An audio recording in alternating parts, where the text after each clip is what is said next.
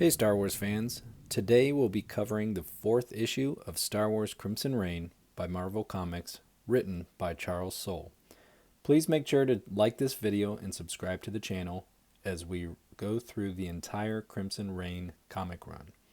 And as always, support these comics by going out and purchasing a copy.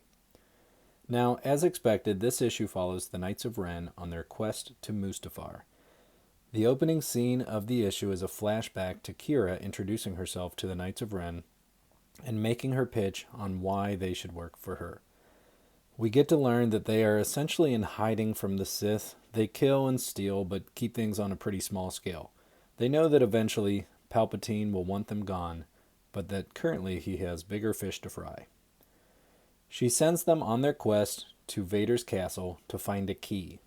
We are not told what it is a key to, and we learn that Kira alone knows where the lock is, and that even Vader and Palpatine don't know. So again, we learn how expansive the Crimson Dawn network goes. The assumption is that this key is some sort of Sith artifact. Kira not only locates the key, but also knows where the lock is that Vader and Palpatine are likely looking for. We learn that Vader has been pulled away from his castle to investigate the deaths of the Imperial Guards, which were carried out by Ochi of Bastoon and planned by Kira, likely just for this purpose. Kira's plan is starting to unfold, and the pieces of the puzzle are beginning to be put in their places. Whatever this key is to, it's likely very important to the history of the Sith. It is unlikely that she actually achieves her ultimate goals, but I am excited to see how close she gets and to find out more details on what she has planned. The Knights of Ren arrive on Mustafar and take speeder bikes through the canyons toward Vader's castle. They use the Force, or as they call it, the Shadow, to pull lava away from an old hidden entrance into the castle and make their way inside.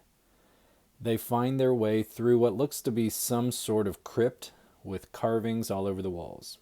A helmet which closely resembles that of a Mandalorian is found on the ground with glowing red eyes. I'm not sure if there's any significance to this helmet or if it is just supposed to set the stage for how spooky and entwined with the dark side Vader's castle is. Next, they venture through an area of the castle completely filled with Bacta. Enough Bacta to heal an army. To me, it is pretty wild to see just how much Bacta Vader is using. This implies that he needs to utilize Bacta likely on a daily basis, showing just how much pain he is still in. As they continue on their journey through the castle, they are spotted by Vader's attendant named Vanee.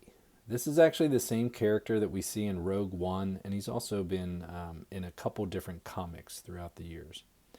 He reports their presence to Vader and sends in a group of what are called lava troopers. These are the Mustafar variation of stormtroopers, wearing all black armor with red trim. I believe that these first appeared in the Vader's Castle comics, and I actually think they look pretty great. Ren ignites his red lightsaber and cuts his way through the troopers to find Vader's vault. The rest of the knights pull out their blasters and cover him. Ren uses his blade to enter the vault and secures the key he was sent to find. We learn that it is called the Screaming Key, so he is able to find it by listening for that key, which is kind of interesting to me. It seems as though the key itself is infused with dark side energy. The lava troopers retreat, which surprises Ren until they learn the reason why. Vader himself has returned to the castle. He lifts one of the knights up with the Force and snaps his neck.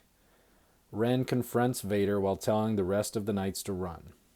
We learn that Ren is not the original Ren, and that he took that name from the original, and with it, took the power and leadership of the knights. Ren jumps from the castle window, using the Force to land safely outside, catching up with his knights in the process. Vader looks down from the window and Force grabs the key from Ren. We think the mission has been lost until the knights begin shooting their blasters in Vader's direction, causing him to shift his focus, which allows Ren to recapture the key. They get to their speeder bikes and they make their escape. I'm a little conflicted about this issue. I really like a lot of the elements, including the addition of the lava troopers and just getting to see more artifacts in general.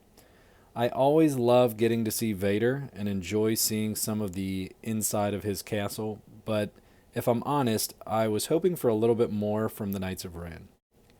I wanted to either see more action or at least get to find out a little bit more about the key, the overall plan that Kira has devised, and where exactly this story is going.